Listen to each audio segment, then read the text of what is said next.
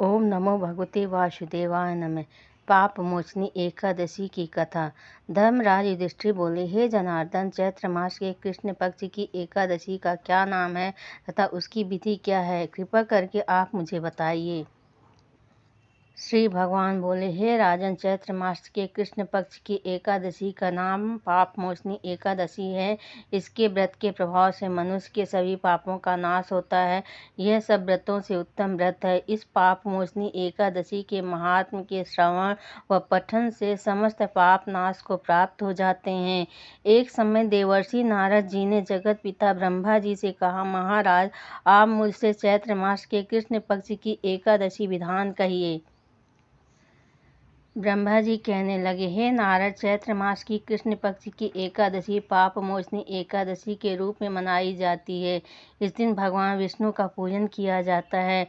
इसकी कथा के अनुसार प्राचीन समय में चित्ररथ नामक एक रमणीक वन था। इस वन में देवराज इंद्र गंधर्व कन्याओं तथा देवताओं सहित स्वच्छंद विहार करते थे। एक बार मेधावी नामक ऋषि भी वहां पर तपस्या कर रहे थे। वे ऋषि शिव उपासक तथा अप्सराएं श्रीद्रोहिणी, अनंग, दासी अनुचरी थी। एक बार कामदेव ने मुनि का तप भंग करने के लिए उनके पास मंजुघोषा नामक अप्सरा को भेजा। युवा अवस्था वाले मुनि अप्सरा के हाव भाव, नृत्य, गीत तथा कटाक्षों पर काम मोहित हो गए। रति क्रीड़ा करते हुए 57 वर्ष व्यतीत हो गए। एक दिन मंजुघोषा ने देवलोक जाने की आज्ञा मांगी। उसके द्वारा आज्ञा मांगने पर मुनि को भान आया। उन्हें आत्मज्ञान हुआ कि मुझे रसातल में पहुंचाने का एकमात्र कारण अप्सरा मंजुघोषा ही है।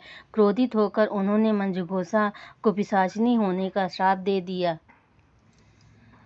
श्राप सुनकर मंजुघोषा ने कांपते हुए ऋषि से मुक्ति का उपाय पूछा। तब मुनि ने पापमोचनी एकादशी का व्रत रखने को कहा और अप्सरा को मुक्ति का उपाय बताकर पिता च्यवन के आश्रम में चले गए।